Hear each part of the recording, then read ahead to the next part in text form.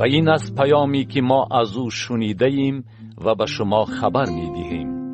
خدا نور است و در او هیچ ظلماتی نیست. اگر ما گوییم که با او مشارکت داریم ولی در ظلمات می گردیم، ما دروغ می گوییم و بر طبق راستی رفتار نمی کنیم.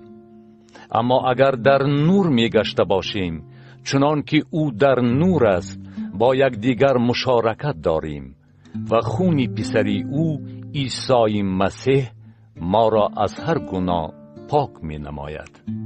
اگر گوییم که ما گناهی نداریم، خودمان را فریب می دهیم و در ما راستی نیست.